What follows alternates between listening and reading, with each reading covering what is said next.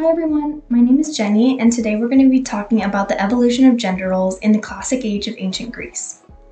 A little overview of what we're going to go over today. I'm going to discuss 2 ancient texts and 2 ancient artifacts, so 4 historical pieces of evidence total. However, I'm going to do it in an order like here's the text, here's the artifact that supports it, and then after that I'm going to wrap it up and discuss the conclusions we can draw from these ancient sources about where women stood in ancient Greek society. So the first text that we're going to be discussing is the Bacchae, a tragedy written by the famous playwright Euripides around 400 BC. The Bacchae focuses on the birth of Dionysus. Dionysus was the child of Zeus and Semele, and in an effort to cover up his affair, Zeus grants Semele a wish. Semele's wish is to know who the father of her child is, and so Zeus is forced to reveal himself in his true form. The lightning radiating off of Zeus unintentionally strikes Semele, and she lights on fire. Semele dies, but Zeus is able to rescue the baby, Dionysus, whom he plants in his thigh to continue growing as though it were a womb. Zeus feels the moral obligation to carry the child. This unexpected development illustrates Euripides' depiction of the equal responsibility of both men and women to their children. Because both of his parents were gods, the child, Dionysus, also becomes a god. According to the Bacchae, Dionysus is a god and was sewn into the thigh of Zeus, even though the king of Thebes, Pentheus, could not believe that it was true. This demonstrates that even the other characters were expressing their confusion and opposition to a man carrying a child when it is seen as solely a woman's job. Euripides challenged this belief by highlighting the equal part both the mother Semele and the father Zeus had in the incubation of baby Dionysus. The invaluable conclusion to draw from the Bacchae is that Athenians were beginning to question the role of males and females in society. Euripides wrote a timeless, thought-provoking tragedy that blurred the lines between a mother and father's conventional duties to an unborn child. Now on to our first artifact. I've chosen this ancient Greek crater.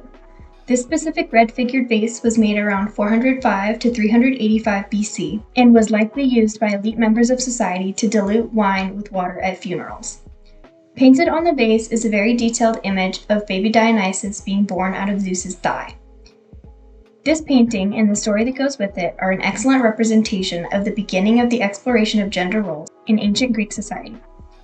It is evident that the ancient Greeks had an open-minded outlook and were experimenting with literature and artwork that depicted the sharing and intermixing of typical male or female roles. The second ancient text that we're going to be looking at is the Homeric hymn to Demeter. In the hymn, Demeter's daughter Persephone wanders into the forest and accidentally picks a flower that opens up a chasm to the underworld, where Hades kidnaps her. The hymn focuses on Demeter's journey, wandering the planet in search of her daughter. She's grieving Persephone so much that she forgets her number one godly duty, to keep the world springtime year-round. She wanders into the town of Eleusis, looking old and ragged. A kind family takes her in, and as thanks, she attempts to give their newborn baby, Demophon, immortality. According to the hymn to Demeter, at night she would conceal him with the power source of fire, as if he were a smoldering log. When the family catches a glimpse of Demeter's method of giving the baby immortality, aka lighting him on fire, they're horrified. Demeter, upset that the family isn't appreciative, reveals herself in her true goddess form and leaves abruptly. The family is so regretful and apologetic that they reacted that way, that they decide to build her a temple and teach the world her secret to immortality. After Demeter learns that her daughter is in the underworld, she asks Zeus to make a deal with Hades that Persephone will spend 6 months in the underworld and 6 months in Olympus. This illustrates the ancient Greek understanding of the seasons, because fall and winter Demeter is sad that Persephone is in the underworld, and spring and summer Demeter is happy that Persephone is in Olympus. The Homeric hymn to Demeter underscores the ancient Greek philosophy that both gods and goddesses deserved respect from mortals. The temple to Demeter at Eleusis is a perfect example of the equality of thinking. If someone had disrespected Zeus, a male god, they would be similarly apologetic and might even build a temple as penance.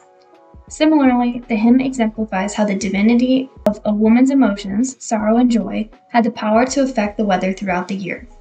The immense power and respect shown to Demeter in the hymn illustrates the growing respect towards women and homemakers in the ancient Greek world. The artifact I've chosen to support this is the Ninian tablet, depicting the reading of sacred rites at the end of the celebration of Demeter's Eleusinian mysteries.